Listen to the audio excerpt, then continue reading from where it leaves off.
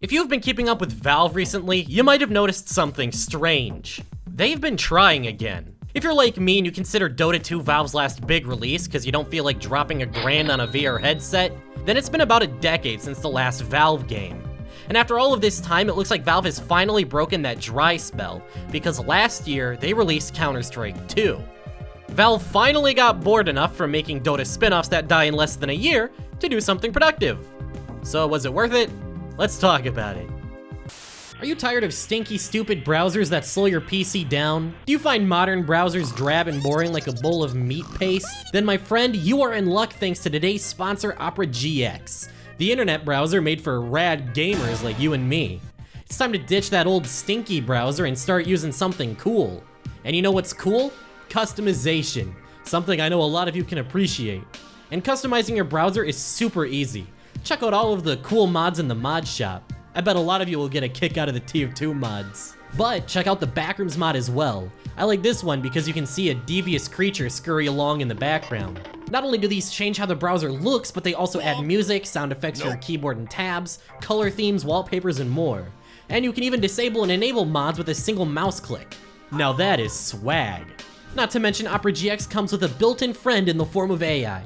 Solve a particularly tricky problem, find cool content, ask something on your mind, or simply just have a chat with your new robo friend.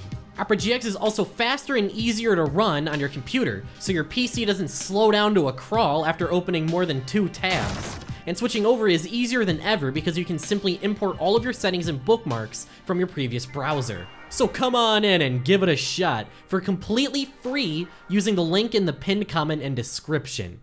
Opera GX gets my rad seal of approval. But why does Counter-Strike 2 even need to exist? Well, Counter-Strike Global Offensive ran on the Source engine. Problem being that the Source engine is decades old at this point, and CSGO was really stretching the engine's capabilities in its later years. Seriously, the Source engine was not built to have realistic models, so all of the characters looked like creepy doll people. So Valve was left in a tough spot. Try to keep CSGO going on a decaying old engine, or swap over to their shiny brand new engine, Source 2. Obviously, Valve chose the latter because they want to beef up Counter-Strike to compete with Valorant, the hot new tactical shooter on the market. For every kill you get, I'll give you an Alright, bet. So Valve made the decision to port CSGO over to the new engine and do a total rebrand. This had the unfortunate consequence of CSGO being 1984'd out of existence for one reason: skins. Counter-Strike's skin economy is worth billions, and there's people out there with inventories worth millions of dollars. Absolutely no one is gonna ditch their inventories to play the new game. So Valve ported over everyone's inventories and snapped the old game out of existence so people didn't have a choice. So Valve essentially forced all of CSGO's player base into CS2 and modernized the game without anyone having a choice in the matter. So how do you modernize a game for a player base that wishes the game still looked like this?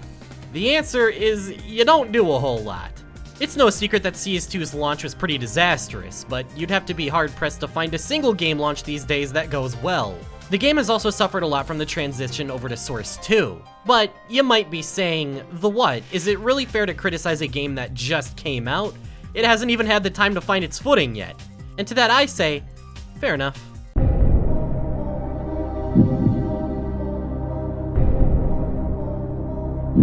Okay, it's been 9 months. I'd like to make it very apparent that CS2 is nowhere near as much of a catastrophic glumberfuck as Overwatch 2.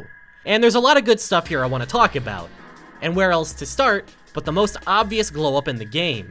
Oh my god, CS2 is beautiful. Now of course, this is the part of the video where I put a big asterisk at the end of that and a note that says more on that later. But oh my god, this game looks beautiful. You never realize just how old the Source 1 engine is until you see a side-by-side of what both games look like. This is CSGO, this is CS2. This is CSGO, this is CS2. This is CSGO, and this is CS2. On top of the maps looking way better, they've made a ton of other graphical improvements as well. Bullet holes have a parallax effect that gives them actual depth. You can blow chunks off of people with gunshots. The Molotov has liquid physics. You can get freaky with the Molotov, and the in-game characters can blink now, so at least now the characters look 10% less like creepy doll people. Not to mention how the new graphical improvements reflect on the gameplay.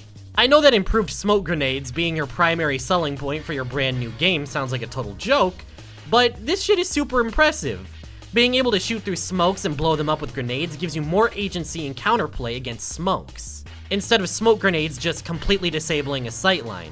It also prevents cheesy one-way smokes that absolutely decimated CSGO Pro play in its later years. Now, keep in mind, I'm as casual of a gamer as they come. I am proud to be hard stuck silver. And if you think that not knowing how to smoke Sea Cucumber from Nut Shack removes all of my credibility when talking about the gameplay, this might not be the video for you. But from my experience, the core gameplay feels better than ever. The sounds have more punch, the gameplay feels more satisfying and weighty, and Valve is making an active effort to make the game more beginner-friendly. One thing you'll learn very quickly when trying to get into Counter-Strike is just how obtuse the game's mechanics are. Trying to maximize your enjoyment of Counter-Strike damn near necessitated that you set up 10,000 binds in your config and learn strange mechanics like spray patterns and nade lineups with almost zero guidance. Valve is making changes to make enjoying the game way less reliant on console commands and easier to understand without technically making the game easier. Like the follow recoil command setting that moves your crosshair with a weapon spray pattern to make learning recoil way easier for beginners, and also including things like the grenade lineup crosshair, so you don't need to do any more wacky binds for lineups. So, if the game looks great and it feels great, what's the problem with CS2?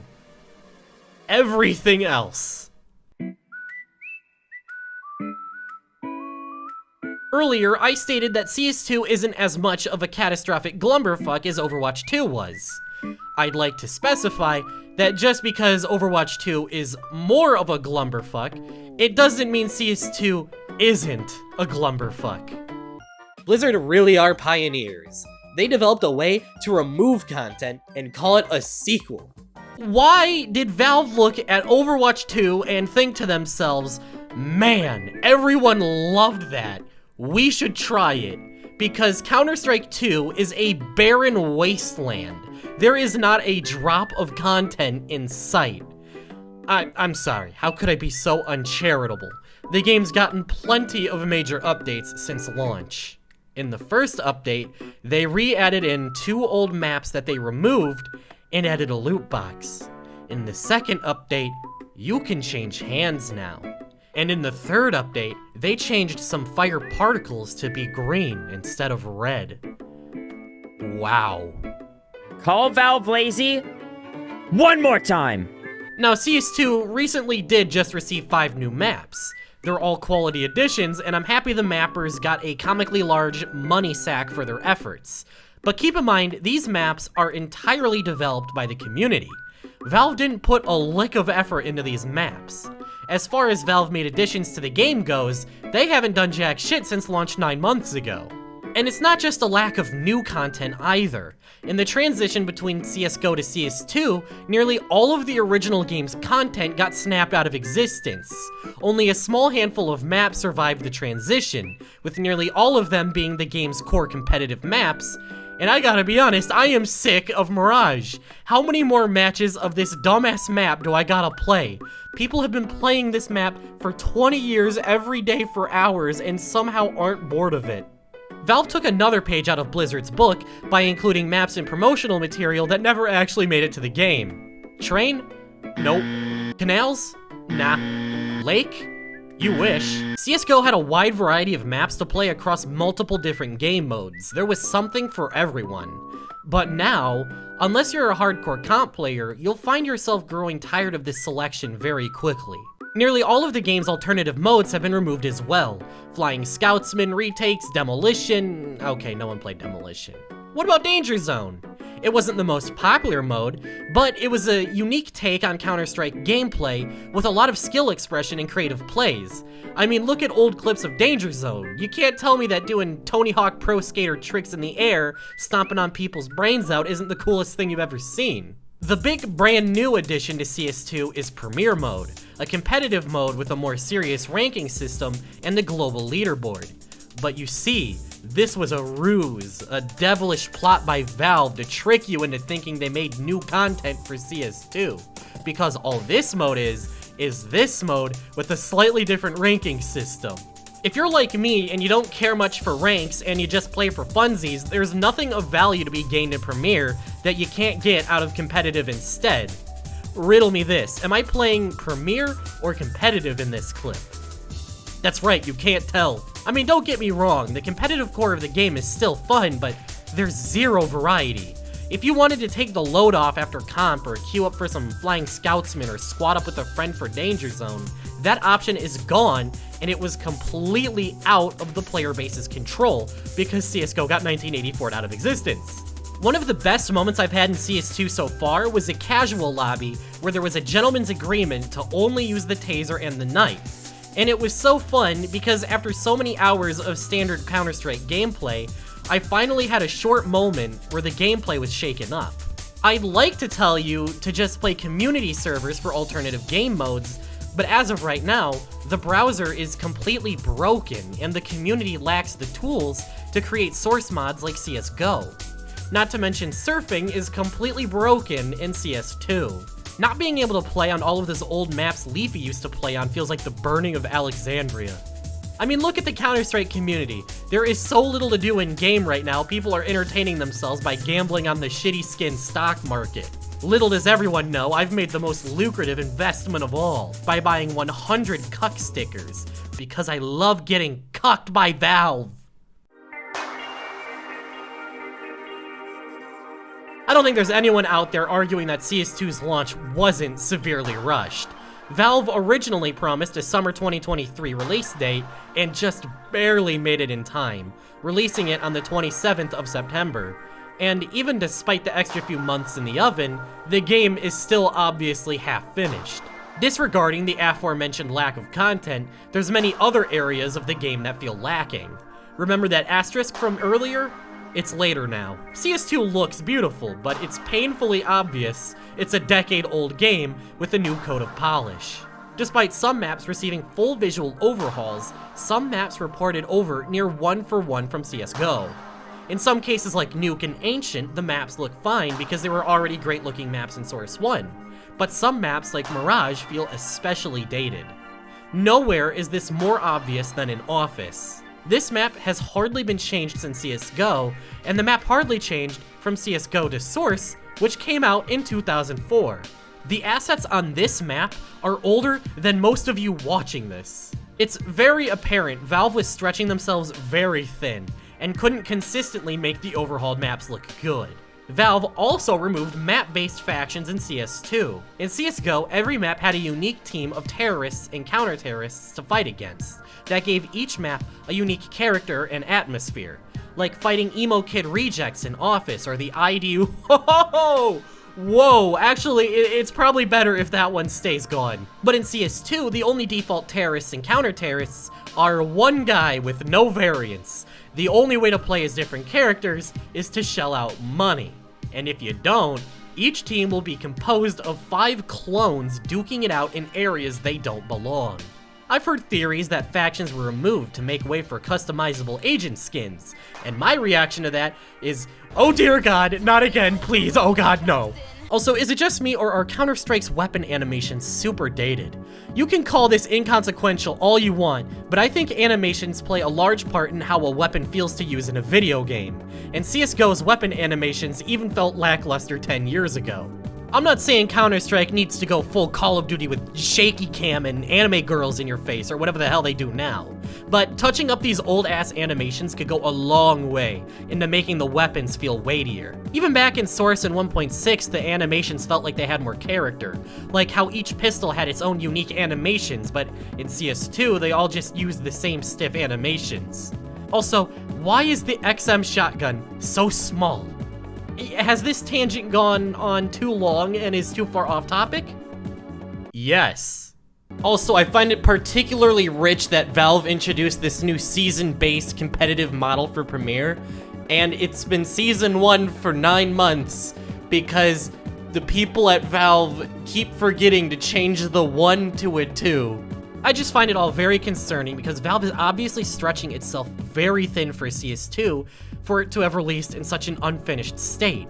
And hypothetically speaking, if Valve was to develop a brand new game, would that game release just as unfinished as CS2? Would that new game suffer from a lack of content like CS2? I think it's fair to say that Valve has put themselves in a deadlock.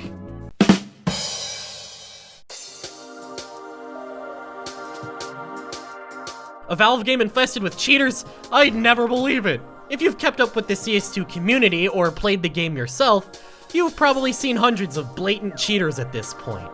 I'm not talking just baby wall hacks either. Wait, what the fuck? Clara! I'm talking full-on spin botting, shooting everyone through walls. I've heard in high ranks and competitive, every lobby looks like an HBH server. The problem's gotten to a point where notable Counter-Strike YouTubers are quitting playing the official servers, and the player base is moving en masse to third-party server hosters like Faceit with a functioning anti-cheat. The YouTubers that stick around on Valve servers can really only make content about hackers, cause it's all they see. Guess the hacker, finding the secret hacker, interviewing hackers, hackers with a $40,000 inventory, taking hackers out on a dinner date. It's gotten kinda ridiculous at this point, and I find it very concerning that a brand new Valve game less than a year into its life already depends on third-party services to play the game without blatant cheaters. It's not like Valve isn't trying to solve the cheater crisis. Early into the game's lifespan, Valve implemented the deep learning AI anti-cheat they've been hyping up for years, and its debut performance was not great, to say the least. Completely innocent players could be vac-manned, and tricking the system was as easy as getting a kill and flailing your mouse around, which could lead to a permaban. So to all of the Counter-Strike players watching this, as a TF2 player myself, I can personally assure you that it's not getting better.